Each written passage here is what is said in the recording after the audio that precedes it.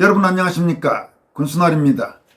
오늘은 먼저 부방대를 비롯한 애국단체들이 중앙선관위 전산 시스템의 보안점검을 추진하는 국정원을 응원하고 지지하는 집회를 국정원 앞에서 갖기로 했다는 소식부터 전해드리도록 하겠습니다. 이어서 오상종 단장이 주도하는 자유대한호국단이 중앙선관위 박찬진 사무총장과 송봉섭 사무차장 자녀 특혜 채용 의혹에 대한 수사 의뢰를 검찰에 했다는 소식을 살펴보겠습니다. 마지막으로는 4.15 총선 비례대표 선거 무효소송 재판과 관련된 언론의 보도 행태를 비판적으로 분석하는 내용을 소개해드리도록 하겠습니다. 먼저 국정원 앞 애국단체 집회 소식입니다. 오늘이 5월 17일입니다만은 내일 그러니까 5월 18일 오후 2시 국정원 정문 앞에서 애국단체들이 주최하는 국정원 응원 및 지지 집회가 열립니다. 이번 국정원 응원 집회는 부방대, 국투본, 고교연합, ROTC가 공동 주최하고 전군연합 등 30여 개 애국단체가 참여단체로 참가한다고 합니다. 국정원 응원 집회가 열리는 국정원 정문 앞은 좀 더 정확하게 말하면 서울 서초구 헌인릉 주차장이라고 합니다. 그리고 이 장소에 가는 방법은 양재역에서 440번, 452번, 741번, 서초 09번, 9408번을 타고 헌인농장에서 하차해서 도보 7분이 걸린다고 합니다. 이번 국정원 응원 집회와 관련해서 공동 주최 단체이기도 하고 실질적으로 이번 집회를 총괄적으로 준비하는 부방대 박윤성 사무총장은 부방대 회원들 및 각 애국동지들을 앞으로 다음과 같은 연락문을 보냈습니다. 연락문의 제목은 선관위 전산 시스템 보안 점검할 국정원 응원 집회 이렇게 되어 있습니다. 그리고 내용은 전국의 부방대원 및 애국동지님께 우리의 주적 북한의 해킹 침입에도 불구하고 대한민국 모든 정부기관, 헌법기관이 받는 보안점검을 중앙선관위만이 치외법권기관, 헌법위의 기관, 국가위의 여러의 기관이라며 뻔뻔하게 거부하고 있다고 밝혔습니다. 박윤성 사무총장은 이어서 중앙선관위의 전산 시스템 안에는 그들이 정부기관의 관례와 규칙을 어기면서까지 숨겨야 할 국민을 경악하게 만들고 대한민국을 뒤집을 만한 비밀이 숨겨져 있기 때문이 아니겠는가라고 반문했습니다. 이어서 이에 우리 부방대는 국투본, 고교연합, 정군연, ROTC를 비롯한 전국의 애국동지들과 힘을 합쳐서 중앙선관위 전산 시스템의 보안점검을 추진하는 국정원을 응원하고 지지하는 집회를 개최한다고 밝혔습니다. 그는 또 4.15 부정선거 이후 지난 몇 년간 말도 많고 탈도 많았던 중앙선관위 전산 시스템의 실체와 비밀을 이번에는 반드시 까발리고 폭로시켜야 하겠다면서 선거 안보를 지켜낼 국정원을 응원합시다 이렇게 밝혔습니다. 그리고 마지막으로는 아까 말씀드린 대로 이번 집회가 열리는 일시, 장소, 공동주최, 참여단체 그리고 오시는 방법을 소개했습니다. 황교안 전 국무총리, 황교안 전 자유한국당 미래통합당 대표가 총괄대표를 맡고 있는 부방대 부정선거 및 부패방지대회는 최근 들어서 다시 눈에 띄는 활동을 많이 하고 있습니다. 특히 박윤성 사무총장이 2기 신임 사무총장으로 임명된 뒤 그런 움직임이 두드러지고 있습니다.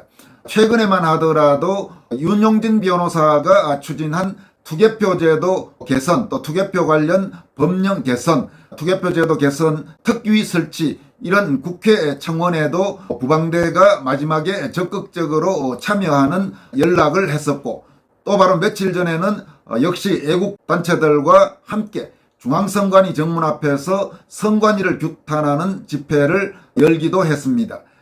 최근 부방대의 이런 움직임은 박윤성 신임 사무총장과 무관하지 않은 것으로 보입니다. 박윤성 사무총장은 1962년생입니다. 고려대학을 다니다가 당시 학생운동으로 중퇴를 하고 미국 유학을 가서 우파로 변신한 이른바 전향 우파라고 할 수 있습니다. 미국 시라쿠스 대학에서 법학 박사 학위를 받았고 미국 변호사 자격증과 한국 변리사 자격증을 갖고 있습니다. 귀국에서는 산업자원부 등에서 공직 생활을 하다가 2016년 박근혜 전 대통령에 대한 부당한 탄핵 광풍 상황이 닥치면서 도저히 이대로는 안 되겠다 이렇게 해서 본격적으로 자유우파 시민운동에 참여했다고 합니다. 백모 박성년 씨 등과 함께 시민운동을 벌이기도 했고 2021년 황교안 전 총리가 부방대를 결성하자 부방대에 가입해서 부방대 경기도위원장을 맡으면서 활발한 운동을 했습니다. 특히 박윤성 사무총장이 경기도 부방대 위원장을 맡고 있을 때 바로 노정희 전임 중앙선관위원장 문제가 불거지면서 거의 매일 노정희 중앙선관위원장 자택 앞에서 경기도 부방대를 중심으로 노정희 규탄 집회를 열어서 결국 노정희를 쫓아내는데 상당히 중요한 역할을 했고 그런 점 등을 평가받아서 2기 부방대 사무총장에 임명된 것으로 알고 있습니다. 학생운동 출신답게 대중연설도 상당히 잘하는 것으로 알려지고 있습니다. 다음으로는 오상종 단장이 주도하는 자유대한호국단이 어제 박찬진 중앙선관위 사무총장과 송봉섭 중앙선관위 사무차장 자녀 특혜 채용 의혹 수사 의뢰를 서울중앙지검에 했습니다. 자유대한호국단은 위기에 의한 업무방해와 직권남용 혐의로 수사 의뢰를 했습니다. 이와 관련해 자유대한호국단은 최근 불거진 중앙선관위 사무총장과 사무차장 자녀들에 대한 특혜 채용 의혹에 대한 수사 의뢰를 합니다라면서 박찬진 중앙선관위 사무총장이 사무차장으로 있을 당시인 2022년 1월 광주 남구청 지방공무원이었던 딸이 전남선관위의 경력직에 지원하여 채용된 사실과 송봉섭 중앙선관위 사무차장이 중앙선관위 기획국장을 지낸 뒤 한국학중앙연구원에서 연수 중일 때 충남 보령시 지방공무원이었던 딸이 충북선관위에 경력직으로 지원하여 채용된 사실이 있다고 밝혔습니다. 이어서 특히 송봉섭 사무차장의 딸이 채용된 충북선관위 채용 면접 과정에서 충북선관위 내부 직원으로 이루어진 면접관 3명에게 모두 만점을 받아 채용된 사실은 그 절차에 의문을 품지 않을 수 없으며 처음엔 아버지의 영향 없다고 내빼던 선관위가 의혹과 논란이 끊이지 않자 태도를 바꿔 특별감사에 나서며 부정이 확인되면 조치를 하겠다고 한다 이렇게 덧붙였습니다. 이들은 이어서 하지만 이러한 선관위 직원들의 특혜 채용 의혹은 이번이 처음이 아니며 아들의 특혜 채용으로 논란을 빚은 김세환 전 중앙선관위 사무총장은 결국 사퇴를 하기도 했다라면서 유독 선관위 고위직 자녀의 지방공무원에서 중앙부처 국가공무원으로 경력직 채용에 있어 특혜 논란에 휩싸이고 있어 면접관들끼리 서로 공모했을 가능을 배제할 수 없다라고 강조했습니다. 아까 송봉섭 사무차장이 그 딸이 면접 과정에서 3명으로부터 모두 만점을 받았다고 전해드렸습니다만은 박찬진 사무총장의 딸도 면접 과정에서 거의 최고점을 받았다고 국민의힘 측에서 밝힌 바가 있습니다.